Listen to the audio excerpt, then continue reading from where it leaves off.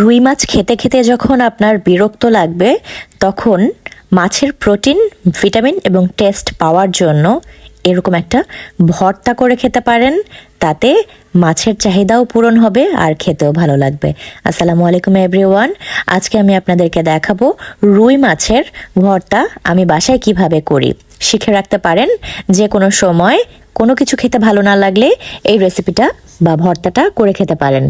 রুই মাছ ভর্তার জন্য আমি নিয়েছি 6 টুকরা রুই মাছ, আর এই রুই মাছটা আমি নিয়েছি পেটির অংশ থেকে, কারণ পেটির অংশে একটু কাটা কম থাকে। সাথে নিয়েছি হাফ চামচ হলুদ, হাফ চামচ লবণ আর 1 টুকরো লেবুর রস। লেবুর রসটা দেওয়ার কারণে কিছু কিছু রুই মাছে দেখা যায় একটা ভটকা গন্ধ থাকে, সেই ভটকা গন্ধটা থাকবে না।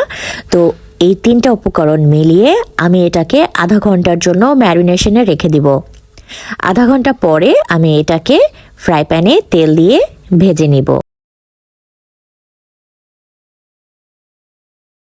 ফ্রাই প্যানে আমি হাফ কাপ পরিমাণ তেল নিয়ে নিলাম, কারণ এই তেলটাতে আমি মাছ ভাজবো আর বাকি যে তেলটা রয়ে যাবে সেই তেলটাতে আমি পেঁয়াজ ভেজে নেব। পেঁয়াজ কুচি চাইলে কাঁচাও ব্যবহার করা যায়, কাঁচা পেঁয়াজ কুচি ব্যবহার করলে এটা খেতে আরও বেশি মজা লাগে। কিন্তু আমি পেঁয়াজটাকে ভাজবো, তার কারণ এটাকে আমি রাত পর্যন্ত খাবো। যখন এটাকে আপনি লং লাস্টিং করতে চাবেন তখন পেঁয়াজটা সামান্য ভেজে নিলে কোনো রকমের নষ্ট বা গন্ধ হওয়ার সম্ভাবনা থাকে না। কিন্তু কাঁচা পেঁয়াজ ভর্তাতে ব্যবহার করলেই দুপুরেই হয়তো বা খাওয়া যায়, অন্য বেলায় গিয়ে অনেক সময় সেটাতে গন্ধ হয়ে যায়। তাই ভর্তাটা যেহেতু আমি রাতের বেলাতেও খাবো, এই জন্য পেঁয়াজটাকে আমি ভেজে নেব। তো মাছের প্রত্যেকটা পিঠ আমি 3 থেকে 4 মিনিট করে ভালো করে ভেজে নেব। মাছটাকে আমি খুব বেশি ভাজি না, কারণ এটা যখন আমি কাটা বাছবো তখন বেশি শক্ত হয়ে গেলে কাটা বাছতে একটু অসুবিধা হয়ে যাবে। ভাজলে ভালো লাগে, বলছি না যে ভালো লাগবে না, আপনারা চাইলে একটু বেশিও ভেজে নিতে পারেন, কিন্তু আমি একটু হালকা হালকা করেই ভেজে নেই যাতে ভেতরটা নরম হয়ে যায় আর মাছটা বাছতে যেন কোনো অসুবিধা না হয়। কারণ পরে কিন্তু আমি পেঁয়াজের মধ্যে এই মাছটাকে আরও একবার ভাজবো, তখন কিন্তু মাছটা পুরোপুরি ভাজা হয়ে যাবে। মাছের 2 পিঠটাই যখন ভালো করে ভাজা হয়ে যাবে তখন আমি মাছগুলোকে তুলে ফেলবো। আর একটা কথা, আমি কিন্তু মাছগুলোকে একটু লো হিটে ভেজেছি যাতে মাছের ভেতরে কাঁচা ভাবটা না থাকে। অল্প আঁচে ভাজলে মাছের ভেতরের অংশটাও কিন্তু ভালো মতো সেদ্ধ হয়ে যাবে। তো এখন আমি এটাকে কিছুক্ষণ রেস্টে রাখবো যাতে এটা ঠান্ডা হয়। আর আমি অন্যদিকে 2 কাপ পরিমাণ পেঁয়াজ কুচি এই তেলের মধ্যেই আমি ভেজে নেব। সাথে আমি দিয়ে দেব কাঁচামরিচ কুচি। আপনারা চাইলে শুকনা মরিচও এখানে ব্যবহার করতে পারেন, শুকনা মরিচ দিয়েও কিন্তু এই ভর্তাটা অনেক ভালো লাগে। আমি কাঁচামরিচ ব্যবহার করছি কারণ আমার হাজবেন্ডের শুকনা মরিচে একটু প্রবলেম হয়, গ্যাস হয়, তাই আমি আজকে কাঁচামরিচটাই ব্যবহার করছি। অন্য দিক দিয়ে রুই মাছটা যেটা আমি ঠান্ডা হতে রেখেছিলাম এটাকে একটা কাঁটা চামচ দিয়ে একটু থেতলে দিলাম, কারণ ভেতরের থেকে যাতে দ্রুত গরমটা বেরিয়ে যায়। মাছটাকে একটু ঠান্ডা করে আমি এটাকে কাটা ছাড়িয়ে নেব। অন্যদিকে আমার পেঁয়াজটা কিন্তু ভালোই একটু ভাজা হয়ে আসছে। সামান্য একটু লাল হয়ে আসলেই আমি এই পেঁয়াজের মধ্যে বেছে রাখা যে রুই মাছটা ছিল সেই রুই মাছটা, দেখুন কি সুন্দর করে আমি পুরোটাই কিন্তু বেছে নিয়েছি। মাছটা বাছার সময় কিন্তু খুব ভালো মতো কাটা বেছে নিতে হবে। আর হাত দিয়ে আমি এই মাছটাকে একটু ঝুরঝুরো করে এই পেঁয়াজের মধ্যে মিক্স করে দিচ্ছি।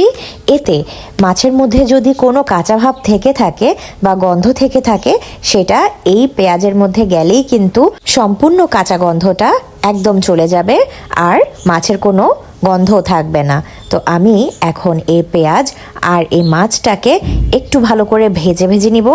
আর সাথে আমি দিয়ে দেব হাফ চামচ পরিমাণ লবণ আর 3 থেকে 4 চা চামচ পরিমাণ সরিষার তেল। এই সরিষার তেলটা আমি লাস্টে ব্যবহার করছি যাতে সরিষার তেলের ফ্লেমটা একদম স্ট্রং থাকে। তো এখন শুধুমাত্র এটাকে একটু ভালো মতো নেড়ে চেড়ে ভাজা ভাজা করে নেব। ভাজা ভাজা হয়ে গেলেই সর্বশেষ আমি যেটা করব, এর মধ্যে সামান্য পরিমাণে একটু লেবু মিশিয়ে নেব আর ধনিয়া পাতা দিয়ে এটা পরিবেশনের জন্য একদম রেডি হয়ে যাবে। এই পর্যায়ে আমি কিন্তু চুলাটা বন্ধ করে নিয়েছি, কারণ ধনিয়া পাতা দেওয়ার পরে আর কোনো জাল রাখার দরকারই নেই।